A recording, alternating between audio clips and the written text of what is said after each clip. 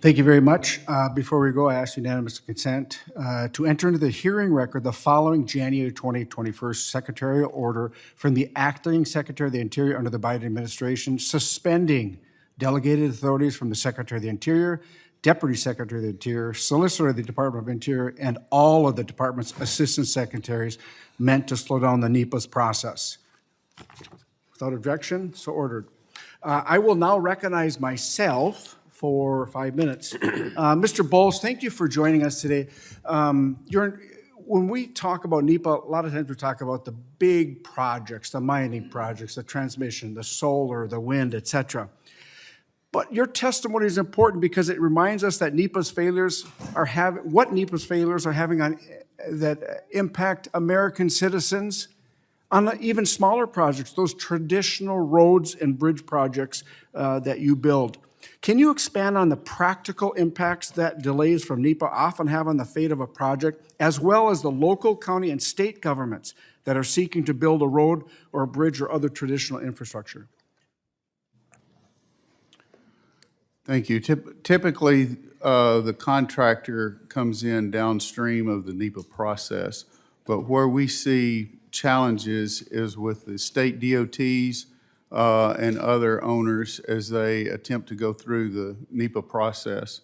Just the uncertainty of the process causes delays.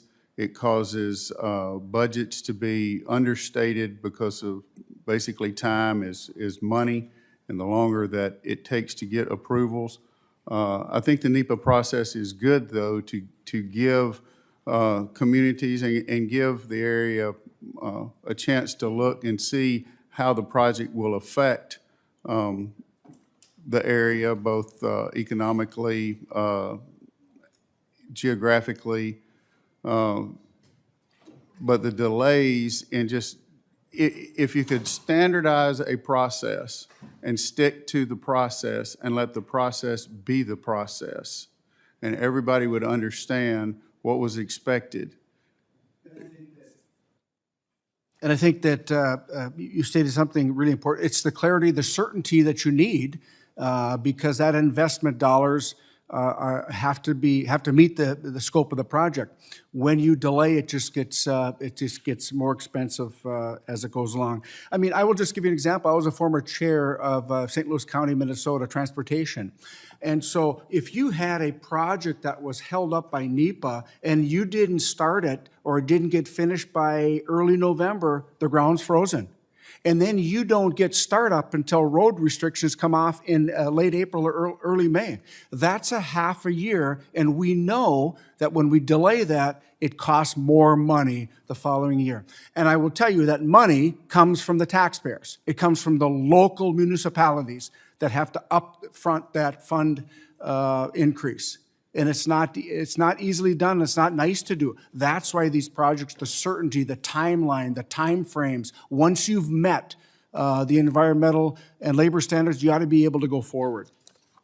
Mr.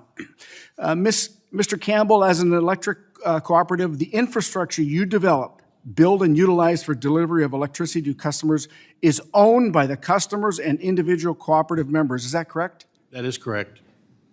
Ultimately, who pays the price for NEPA reviews? Is it these same customers and cooperative members? Yes, our end consumers are our investors.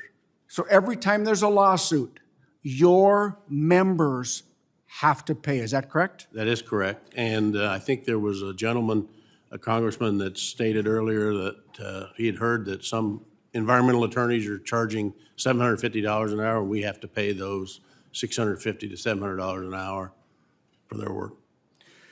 When NEPA reviews face lawsuits and drag on weeks, months, or years longer than they should, who pays the increased costs and attorney's fees for these frivolous lawsuits? Is it the same customers I just mentioned and cooperative members? Yes, it's the end consumers. And so every time there's a lawsuit, it's passed on to your customers that are looking for reliable, affordable energy, correct? That is correct.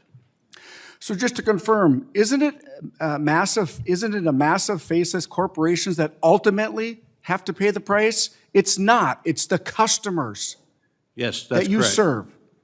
It's individual Americans that have to pay these drawn-out, over-litigated NEPA reviews that are often challenged by a cottage industry of environmental NGOs like the Natural Resources Defense Council.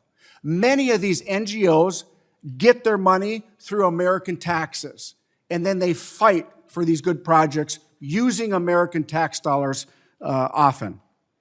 And I think it's a shame that this cottage industry of lawyers, environmental NGOs like the Natural Resource Defense Council, among others, among many, continue to weaponize the NEPA on the backs of hardworking, everyday Americans that just want affordable, reliable electricity and affordable, reliable, traditional infrastructure. And I will yield. My time's up.